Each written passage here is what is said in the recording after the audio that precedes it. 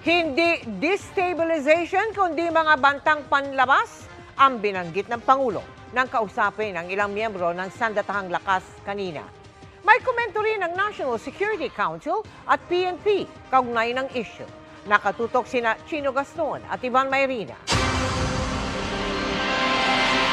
Wala raw palatandaan, basihan o kahit anong impormasyon sa haka-hakang destabilisasyon laban sa gobyerno ayon sa National Security Council. Ang kwentong unang umusbong matapos banggitin ni AFP Chief of Staff General Romeo Browner Jr. sa kanyang talumpati sa mga sundalo sa Zamboanga City, bunga daw ng maling pananaw. Maliwanag, no, based sa aming monitoring sa ating security sector, sa ating kapulisan, sa ating Armed Forces of the Philippines, na walang ganitong destabilization plot. No? Kasi iba kasi yung alam mo, nakakarating sa tao pag narinig nila yung word na plot. No? Ibig sabihin may mga nag-aarmas na, meron ng mga nag-uusap. Ang kinumpirma noon ni National Security Advisor Eduardo Año ay may mga retiradong opisyal ng militar na nag-uusap umano sa pamamalakad ng gobyerno. Pero hindi raw kasama ang sino mang sundalo na nasa serbisyo. Wala ring nasasagap na impormasyon ang PNP.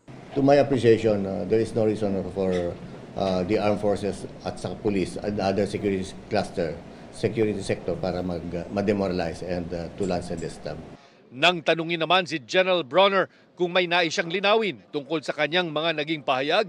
Wag na, Chino. We'll just para mawala na. Yeah. Thank you.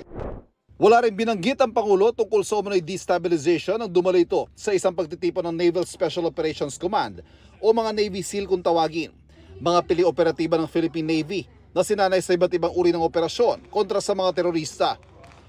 Sa halip kasunod ng pinanood niyang inland demolition raid o kunwaring operasyon kontra sa isang teroristang grupo at iba pang pagsasanay, ang mensahe ng Pangulo ay ang paghahanda ng Sandatahang Lakas sa mga anyay external threats. Maximize and strategically review the deployment of our forces to ensure that their strategies remain responsive to the current and future geopolitical realities. Bukod sa counter-terrorism, may pagsasanay din ng NAVSOC sa search and rescue, anti-smuggling at salvage and recovery. Para sa GMA Integrated News, Ivan Mayrina, Chino Gaston, nakatutok, 24 oras. Mga kapuso, kasama nyo kami 24 oras. Mag-subscribe sa GMA Integrated News sa YouTube. Sa mga kapuso abroad, bisitahin ang GMA Pinoy TV at www.gmanews.tv.